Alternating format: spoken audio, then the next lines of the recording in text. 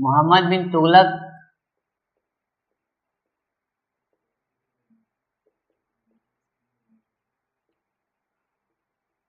की मृत्यु के बाद बहुत सारे इतिहासकारों ने टीका और टिप्पणी की है। दे हैव कोटेड, तो बरौनी ने एक लाइन लिखी है, जियाउद्दीन बरौनी, इसने लिखा है कि finally Sultan was free, finally Sultan was free from people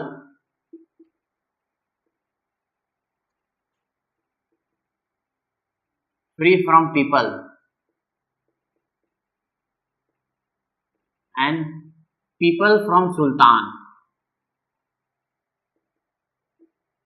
People from Sultan. So this question has been asked in the IAS 99, civil service pre में 99 में ये क्वेश्चन पूछा गया है कि किसने ये बात कही, हु कोटेड दिस टेक्स्ट कि finally the sultan was free from people and people from sultan. अंततः सुल्तान को लोगों से मुक्ति मिली और लोगों को सुल्तान से मुक्ति मिली। ये ऐसा बादशाह था कि कभी भी कोई भी परियोजना ला देता था और आम जनता को परेशान किया करता था, तो आम जनता इसके अत्याचार से त्रस्त हो गई थी और सुल्तान के मरने के बाद लोग इसके अत्याचार से मुक्त हुए।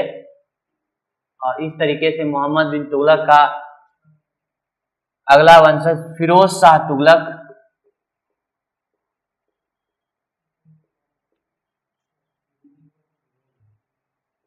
फिरोज शाह तुगलक आफ्टर 1351 to 58, 1351 से 1358 तक ये शासन करता है। तो पहला राज्याभिषेक, फर्स्ट कोरोनेशन जो है इसका, पहला राज्याभिषेक सिंध के ठट्टा में होता है, ठट्टा एट सिंध प्रदेश, जहां मोहम्मद बिन तुगलक की मृत्यु हो जाती है। एंड सेकेंड, दूसरी बार राज्याभिषेक वहीं पर सुल्तान बनता है फिरोज शाह तुगलक, फर्स्ट कोरोनेशन होता है। और दूसरी बार इसका राज्याभिषेक जब ये दिल्ली वापस लौट के आता है तब होता है दिल्ली के शाही दिल्ली सल्तनत में। सेकेंड कोरोनेशन एट दिल्ली सल्तनत।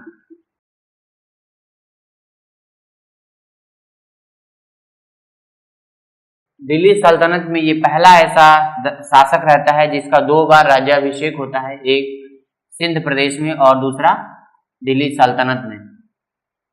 और ये कौन होता है? मोहम्मद बिन तुगलक का चचेरा भाई, cousin of Muhammad bin Tughlaq. He was the cousin of Muhammad bin Tughlaq.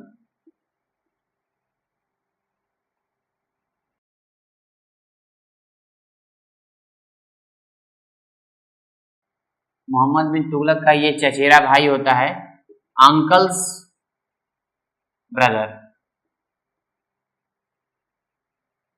एक किताब इसने लिखी है, वो बड़ा चर्चित किताब था,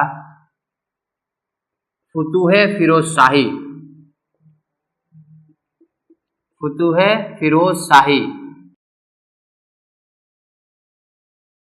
it was written by Firoz Shah Tughlaq. The book was written by Futuhe Firoz Shahi. किताब की रचना फिरोज शाह तुगलक ने की है और इसमें अपने साम्राज्य का प्रशासनिक वर्णन किया है फिरोज शाह तुगलक ने। Written about the administration of Firoz Shah Tughlaq. Same चीज, written about the administration of Firoz Shah Tughlaq.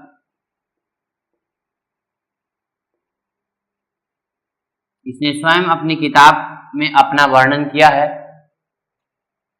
इसने ही अपॉइंटेड एक लड़के को ये अपॉइंट करता है जिसका नाम होता है खान ए जहान इकबाल।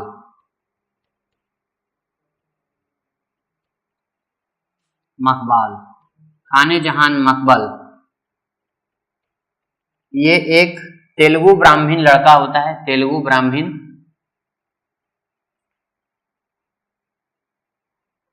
एज वजीर, एक मंत्री के रूप में अपना इसको नियुक्त करता है, to help him in day to day administration, दैनिक प्रशासनिक कार्यों में सहायता के लिए एक वजीर के रूप में खान ए जहान मकबल को ये नियुक्त करता है, जो तेलुगु ब्राह्मण होता है।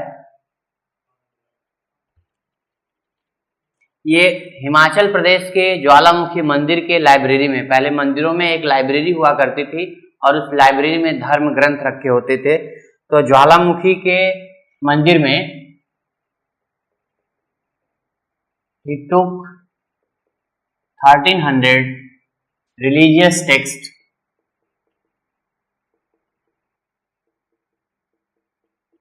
from Jwalamukhi temple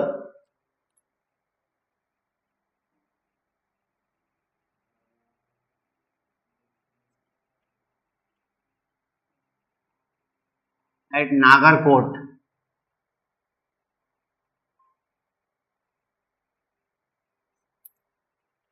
in Himachal Pradesh,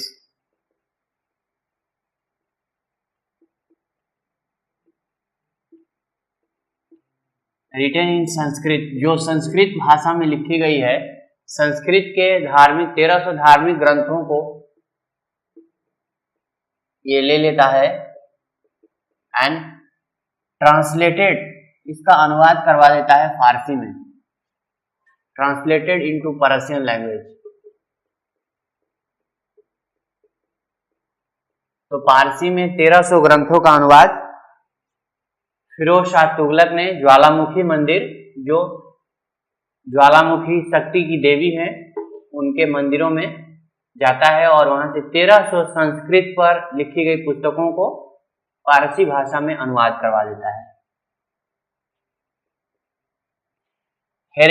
Ekta system को खत्म कर दिया जाता है गयासुद्दीन तुगलक द्वारा, लेकिन ये फिर से एकता सिस्टम ये चालू करता है। He revived एकता सिस्टम,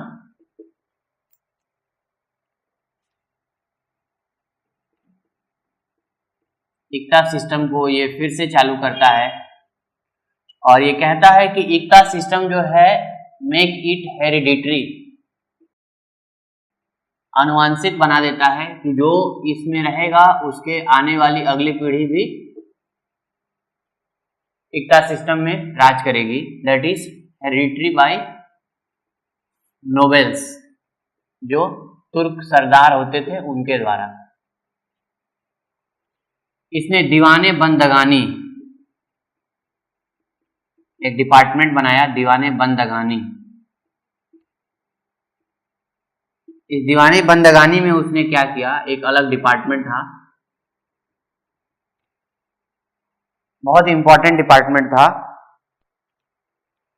तो ये गुलामों के लिए उसने एक नया डिपार्टमेंट बनवाया, department for slaves.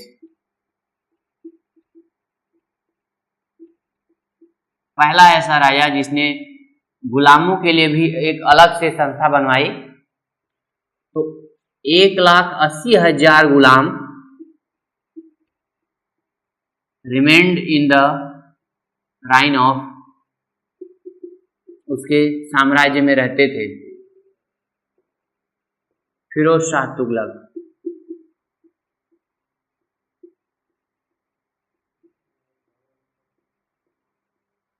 Firoz Shah Tughlaq के दरबार में 1,80,000 दास या गुलाम रहते थे। सबसे इंपॉर्टेंट काम इसका सिंचाई के लिए था, फॉर इरिगेशन।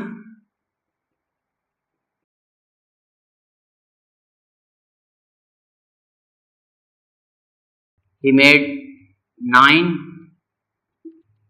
बिग कैनाल, सबसे बड़े बड़े नहर बनवाए, 9 बड़े नहरों का निर्माण किया, कुओं और नहरों का निर्माण किया।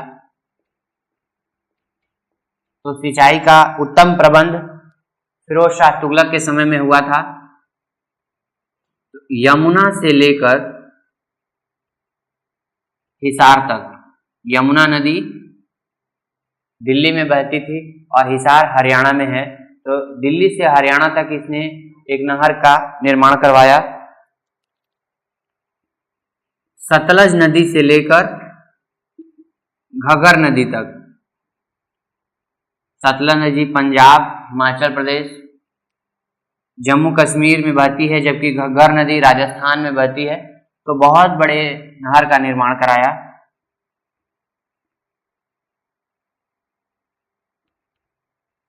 और घग्गर से फिरोजाबाद तक, ये फिरोजाबाद नगर जो है इसने ही बनवाया था, फिरोज शाह तुगलक ने ही।